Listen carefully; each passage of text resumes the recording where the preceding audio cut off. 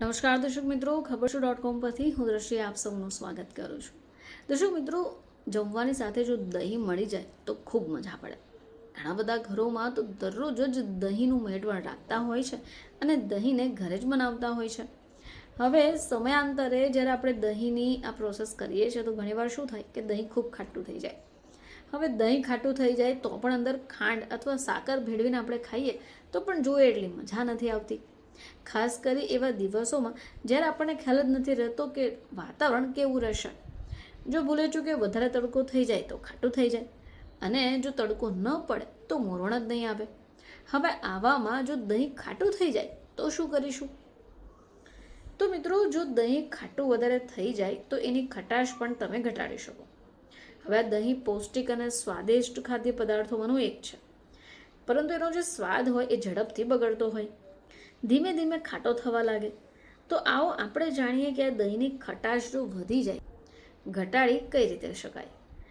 તો ખાંડ અને મધ, હવે આ બંને વસ્તુઓ શરીર માટે પોતપોતાની રીતે બેનિફિટ કરે છે. જો દહીંની ખટાશ દૂર કરવા ઈચ્છો છો તો તમે એની અંદર આ પ્રકારના સ્વીટ્સને એડ કરી શકો. મધ જે હોય એ વધારે બેનિફિટ આપણા શરીરને આપતું હોય છે. હવે એમાં તમે દૂધને એડ કરી શકો. તમને એવું થાય કે આ કેવી રીતે? મિત્રો, શું તમને ખબર છે કે દહીંમાં થોડું પણ દૂધ ઉમેરવામાં આવે તો એની ખટાશ ઓછી થઈ જાય છે. હવે ખટાશ તો ઓછી થશે જ, પરંતુ ખાવામાં પણ મજા આવશે કારણ કે એ થોડું ક્રીમી વધારે થઈ જશે. એ સિવાય મીઠું, તમે બરાબર સાંભળ્યું. જો દહીંની ખટાશ વધી ગઈ છે તો તમે એની અંદર મીઠુંને એડ કરો. મીઠું ઉમેરવાથી શું થશે કે દહીંની ખટાશ ઓછી થઈ જશે, સ્વાદ પણ વધશે. હવે એ સિવાય દહીંની જો ખટાશને ઓછી કરવી છે તો અંદર ફ્રૂટ્સ એડ કરો. હવે આ ફ્રૂટ ગમે તે હોઈ શકે. તમારા ઘરમાં કોઈ પણ જાતના ફ્રૂટ હોય, એ બૈચા હોય અને જો દહીં ખાટું થઈ ગયું છે તો એની અંદર એડ કરી દો. સ્વાદમાં પણ અદ્ભુત લાગશે. હવે એ સિવાય દહીંની ખટાશ ઓછી કરવા માટે તમે એમાં થોડું ક્રીમ પણ એડ કરી શકો.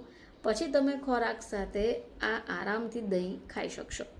શું તમને એવું ખબર છે કે દહીંને જો તમે સારી રીતે ઠંડુ કરશો તો એ દહીંની ખટાશ ઓછી થઈ જશે અને તાજું પણ લાગશે.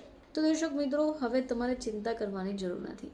ભૂલે ચૂકે જો ઘરનું બનાવેલું દહીં વધારે ખાટું થઈ જાય, ખટાશ વધી જાય, તો તમે આમાંનું કોઈ પણ એક ઓપ્શન્સને ટ્રાય કરી શકો છો અને દહીંનો સ્વાદ માણી શકો છો. ફરીથી આપ સમક્ષ હાજર થઈશું. ત્યાં સુધી જોતા રહેજો ખબરશું.com.